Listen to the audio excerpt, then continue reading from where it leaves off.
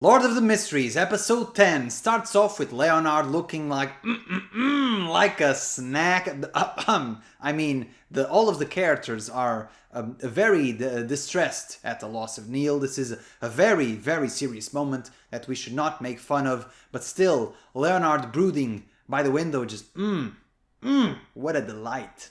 Professor Azik leaves the city to find more clues to regain his memories, and so, in a very short span of time, Klein lost both of his mentors. He lost Neil and now he lost Azik, so he is by himself to fight against whatever mastermind is behind the conspiracy in the city of Tingen. Then we get some information about this dangerous archbishop that stole the artifact 008, and as soon as I heard 0, I was like, that popped me. I was super excited because I watched old Neil's lessons and I knew that grade 0 was the highest one.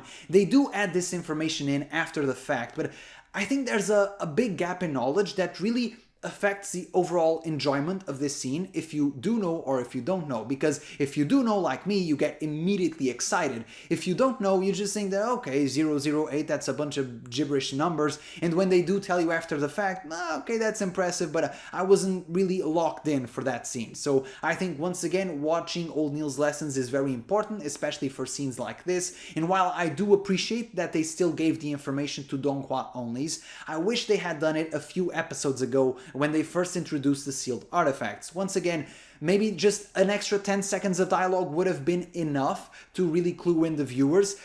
I don't know if 10 seconds extra would be a big deal in production or not. In my mind, it's not, but I have no idea about how production of Donghua's work, so maybe I'm just being delusional. Either way, I think this scene was much better for me because I had already the information necessary because I watched old Neil's lessons. May he rest in peace. We get some more bonding moments between Dunn, Smith, and Klein, and I love these moments because it really makes us connect more to the characters, and I think this is a lot of what the first episodes missed. I think Dunn, much like I said in the previous episode, he's always the most stoic one, the most professional. He doesn't really show his emotions much, but you can tell that he cares. He even brought iced tea to Klein, such a gentleman, and you can see that he's trying to cover for him and make him feel better and support him, but he also presents Klein with the notion that this is reality, this is part of the job, we will lose people, and you can see that Dunn has lost many people along the way. Klein tries to use the gift that Professor Azik left him with, and he summons the Little One, and I don't know why Little One is its nickname, the one Azik gave, because this is a huge skeleton that is just the size of the entire house, perhaps even bigger than that. So quite a little prank, just a tiny bit of a prank by the professor. I enjoy that, even though he is very a sad, melancholic man, he still has a sense of humor. I enjoy that. And I don't know why Klein did this at the exact same time he was supposed to meet with his new mentor. This was obviously very suspicious, but then again, I guess he could cover it up. It worked, but it made it so that we didn't really get to see what the Little One was all about and what advantage does he bring to Klein. So I hope we delve more into that in the next few episodes. And Klein's new mentor is Dali, the newest Sequence 6 of the Nighthawks. She just recently progressed her sequence, and that is super cool. I like to see secondary characters, especially those that know of the acting method, progressing as well. It's not just Klein. And also in a few minutes later, we get a scene where we see that Dunn's power has progressed as well, most likely because of his newfound knowledge of the acting method. So that is super cool. I enjoy Dali, and I think it is noticeable in this episode that once Klein has progressed from Sequence 9 to Sequence 8, they're also progressing the supporting cast. Dali is now a Sequence 6, and then we get the Crazy Man that was also a Sequence 7, so you can see that the level is being slowly raised and Klein has to keep up. Dunn interrupts the boring lesson because Dali was just giving this overly long exposition dump. At one point, Klein even says, "Isn't this a bit too much information?" Which is very self-aware. This is exactly how the viewers felt in the first few episodes of Lord of the Mystery, so I think that's very apt. Klein and Dunn then go meet this crazy man who is a Sequence 7 psychiatrist of the pathway of the spectator, the same pathway as Miss Justice from the Tarot Club. And this makes me rethink a question that I had in one of the previous videos. where the sort of the sequences don't really follow a standard theme, or at least one that makes sense at first glance, and it makes me wonder if the sequences in the pathway to divinity aren't necessarily like a role-playing theme as you would have it in RPG, but more of the acquiring of diverse skill sets that you would need to reach divinity, if that makes sense. So it's not so much that it's a coherent theme all the way throughout, but it's that the pathway itself is guiding you to acquire the skills necessary for you to reach the ultimate sequence and reach divinity. I don't know if what I just said makes sense, but at least it does to me, because once again, on the face of it, spectator, psychiatrist, I can sort of see the connection of observing other people and perhaps learning from it and interfering with it behind the scenes, but still, it's a bit of a jump. The fight scene with the madman is very short but very cool and really reveals the progress of our characters. Like I said, Dunn is progressing nicely, he seems to be stronger, and Klein is much cooler in combat. He's no longer the clumsy dude that's just tripping all over the place and making all sorts of silly moves. He seems much cooler, much more capable and confident in his physicality, and the tarot cards are super cool. I love that as a weapon of choice for him. Klein then uses spirit communication to dive into the mind world of Hood Eugen, a very strange name. I don't know why I have such trouble pronouncing it, but either way, this has a lot of puzzling details, which I assume they explain in the novel, but we sort of just roll with it and take for granted in the Donghua, because all of a sudden Klein has a clown face, and I don't mean this as a diss to his face. He's a very handsome young man. I don't know why this episode today is so sussy, but either way, he just has a clown face, and it's not explained why. I guess I'm assuming it's because of his sequence, the clown, but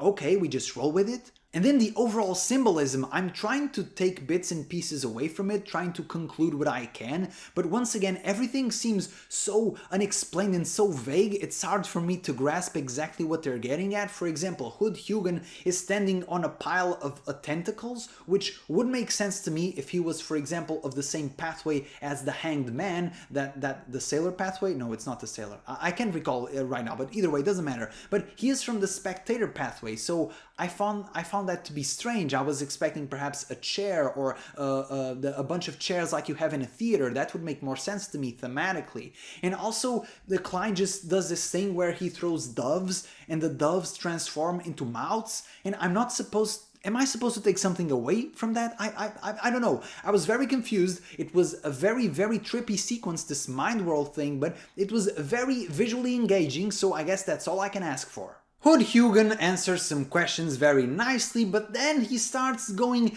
a bit off the rails with this conversation about true immortality and the promised power, and all of a sudden, the man, the myth, the legend, the fallen creator, the true creator appears T-posing in reverse once again, and you know it's time to bounce. And so Klein just goes away, flying through this mind world as fast as he can. The clown makeup disappears. I don't know what to make of that once again. And he could not escape in time, but thankfully Dunn helped him get out of the spirit world, so that was very nice of him, because otherwise Klein might have been cooked. Then we keep following the clues and we transition into this other scene where we see this socialite and these very important politicians and the conservatives and the mayor, and I'll be honest, the episodes of Lord of the Mysteries have greatly ramped up since the beginning. I've said that many times, but this was starting to lose me. I was like, oh boy, I hope it doesn't go in this direction, because I was enjoying the fantasy elements so much and the mystery elements,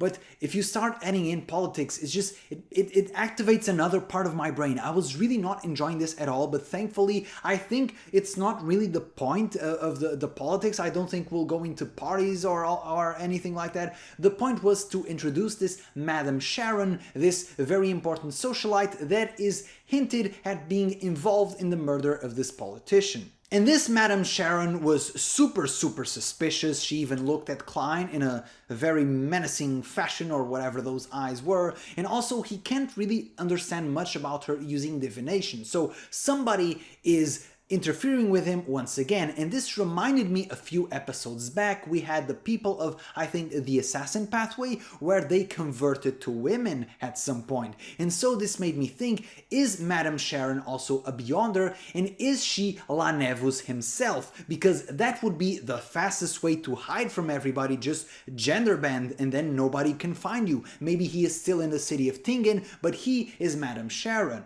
This is obviously assuming that the idea that he actually got that lady pregnant is true. If not, that lady can be La Nevus himself through the same logic I'm using now, and I don't know who would be the father in that occasion, but I guess it doesn't really matter. So what I'm saying is, I think it is strongly hinted that La Nevus is probably of the assassin pathway, especially because of the very suspicious and almost leaving no clues way that the mayor was murdered. So I think that's definitely a possibility. And him gender bending would just answer so many questions as to why nobody can find him, as to why this Madame Sharon or the pregnant lady are so suspicious. And then we roll over to the ending credits with 7 minutes to go, and I'm a bit confused because I'm like, okay, that's a bit sudden. And then it seems like we almost go into a completely different story sequence. I don't know if this is a preview of a following volume that they decided to add in here, or what is going on, but they decided to use the ending song as a sort of separator between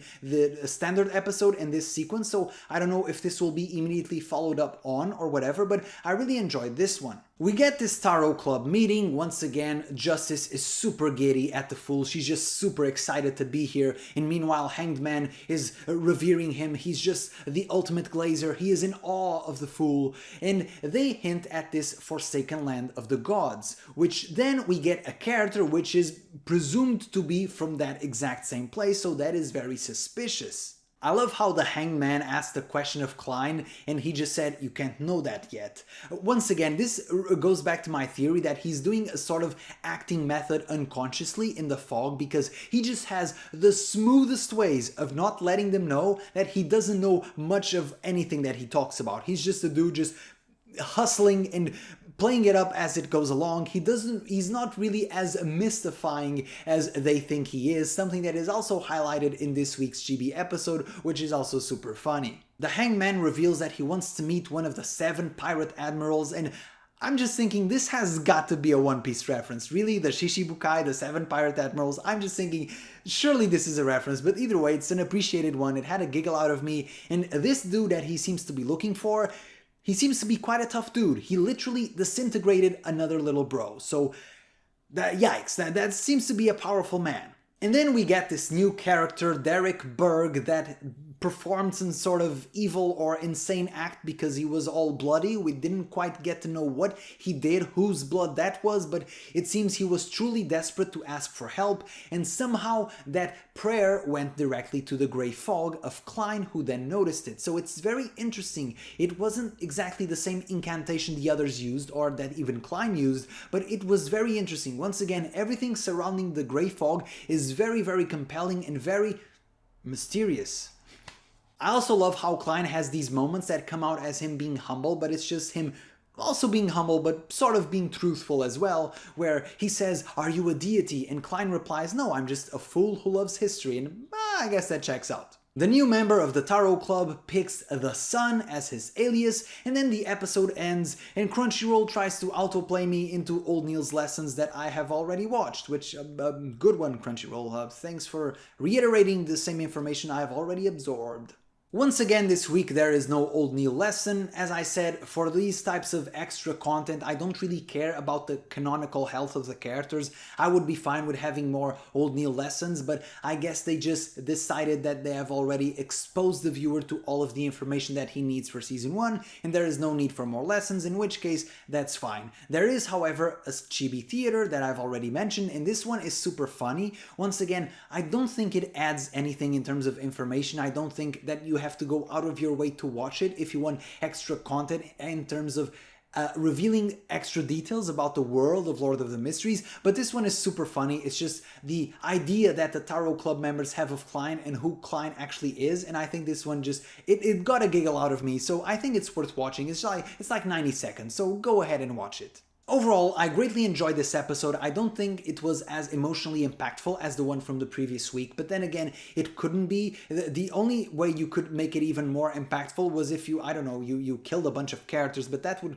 probably be just a poor writing. It would be just for shock value. So I enjoyed. This was more of a mystery building episode. We got more lore drops. I greatly enjoy where the story is going, the introduction of these new characters. Like I mentioned, it seems we are stepping up the level with higher sequences being more common now. It seems that Klein has his hands full with even more problems. He lost both of his mentors. He seems to be more isolated. Perhaps Dali will fill those shoes. That remains to be seen. He hasn't told the truth about the Grey Fog or the Tarot Club to anyone in his vicinity, which I found to be peculiar. I was expecting him at some point to add a trusted member of the Nighthawks to the Tarot Club, but it seems we got this new member, the Sun, instead. So, like I mentioned in the previous episode, it seems that at some point Klein will transition to another location, like we are introducing the city of the Sun character, and also whatever city Azik is going to, because it seems that Tingen is almost exhausting its narrative usefulness, and it's also a little bit capped in terms of lower sequences. So at some point I expect Klein to go somewhere else, and I'm very excited for it.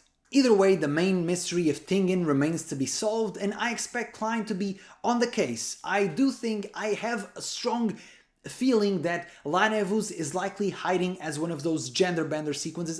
For some reason, I just have this idea in my head. I think that's likely what is happening here, but if not, then maybe I'm just wrong, and that's totally fine as well. I hope you guys, the novel readers, have fun with my wacky theories, and for you who are Donghua only like me, I hope you enjoy speculating alongside myself. So I will see you guys in the next episode. Once again, be sure to leave your thoughts in the comment section below, like, subscribe, and ciao!